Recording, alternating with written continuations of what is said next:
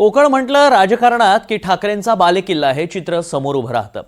मात्र याच कोकणातून आता ठाकरेंची शिवसेना हद्दपार होण्याच्या मार्गावर आहे। लोकसभा ते आता जिल्हा परिषद निवडणुकीत ठाकरेंच्या शिवसेनेला राणे कुटुंब आणि शिंदेंच्या शिवसेनेनं जोर का झटका दिलाय।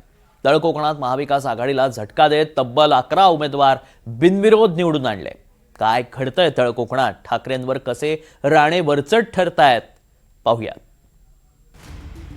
महायुतीच्या बिनविरोध पॅटर्नची हॅट्रिक। महायुतीचे कोकणात 11 उमेदवार बिनविरोध। महायुतीचा कोकणात महाविकास आघाडीला धोबीपछाड। ठाकरेंचा बालेकिल्ला समजल्या जाणाऱ्या तळ कोकणात राणेंनी 5वा धक्का दिलाय। लोकसभा, विधानसभा, नगर परिषद, महापालिका आणि आता जिल्हा परिषद निवडणुकीत राणेंनी ठाकरेंना धक्का दिलाय। सिंधुदुर्ग जिल्हा परिषद आणि पंचायत समितीच्या निवडणुकीत महायुतीने ठाकरे गटासह महाविकास आघाडीला धोबीपछाड देत तब्बल 11 उमेदवार हे बिनविरोध निवडून आणलेत। जिल्हा परिषदेत 5 तर पंचायत समितीत 6 उमेदवार बिनविरोध निवडून आणले। त्यामुळे ठाकरेंच्या शिवसेनेला हा मोठा धक्का मानला जातोय। संजना राणे बिडवाडी पंचायत समिती भाजप बिनविरोध। सोनू सावंत वरवडे पंचायत समिती भाजप बिनविरोध। अंकुश यशवंत ठुकरुल पडेल पंचायत समिती भाजप बिनविरोध। गणेश सदाशिव राणे नाडण पंचायत समिती भाजप बिनविरोध। संजना संजय लाड बापर्डे पंचायत समिती भाजप बिनविरोध। साधना सुधीर नकाशे कोकीसरे पंचायत समिती भाजप बिनविरोध। प्रमोद कामत बांदा जिल्हा परिषद भाजप बिनविरोध। सुयोगी रवींद्र घाडी पडेल जिल्हा परिषद भाजप बिनविरोध। अवनी अमोल तेली बापर्डे जिल्हा परिषद भाजप बिनविरोध। प्राची इसवलकर खारेपाटण जिल्हा परिषद भाजप बिनविरोध। रुहिता राजेश तांबे जाणवली जिल्हा परिषद शिवसेना शिंदे गट बिनविरोध।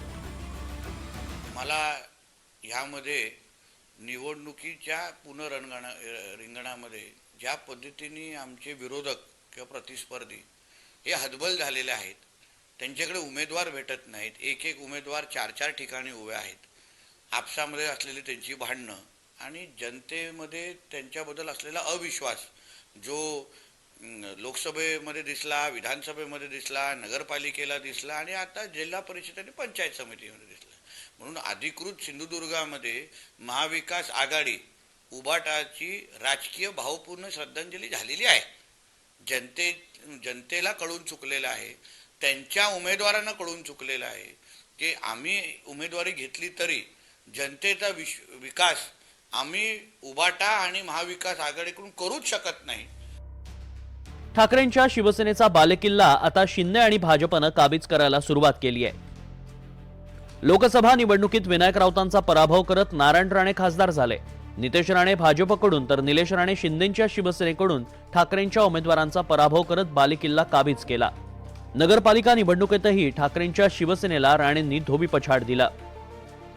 उद्याच्या 5 तारखेला मतदान आहे आणि काही पंचायत सदस्य आणि काही पंचायत सदस्य असे बिनविरोध त्यांनी निवडून घेतलेले आहे। यात मोठं उदाहरण काही नाही, ते पैशाचा माज आणि पैशाच्या आमिषामुळे हे बिनविरोध केलेले आहे।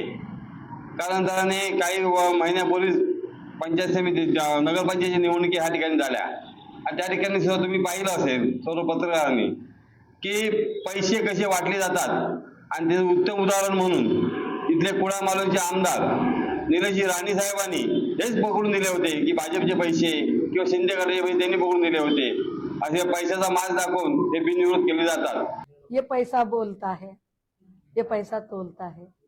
खरं तर निवडणुकीच्या राजकारणामध्ये मतदारांना चॉईस असला पाहिजे। मतदारांचा चॉईस तुम्ही अशा पद्धतीने काढून घेताय म्हणजे एका अर्थाने तुम्ही लोकशाही मारत आहात। उमेदवारी मागे घेण्यासाठी अजून 2 दिवस बाकी आहेत। जिल्हा परिषदेच्या एकूण 50 जागा आहेत, त्यापैकी 4 ठिकाणी बिनविरोध झाले आहेत, तर पंचायत समितीच्या 100 जागा आहेत, त्यापैकी 6 ठिकाणी बिनविरोध निवड झाली आहे। एकूणच भाजप आणि शिवसेना महायुतीसमोर सिंधुदुर्गात महाविकास आघाडी खूपच बॅकफूटवर गेली आहे। ठाकरेंची शिवसेना, काँग्रेस आणि शरद पवारांची राष्ट्रवादी उरलेल्या दिवसात महायुतीच्या उमेदवारांसमोर कशी लढत देणार याची उत्सुकता आहे। आजवरच्या राजकीय इतिहासात असं पहिल्यांदाच घडलंय। आजवर जिल्हा परिषदेच्या 6 निवडणुका झाल्या, मात्र या बिनविरोधाच्या धडाक्याची सिंधुदुर्गात जोरदार चर्चा सुरू आहे। गुरुप्रसाद दळवी, NDTV मराठी, सिंधुदुर्ग।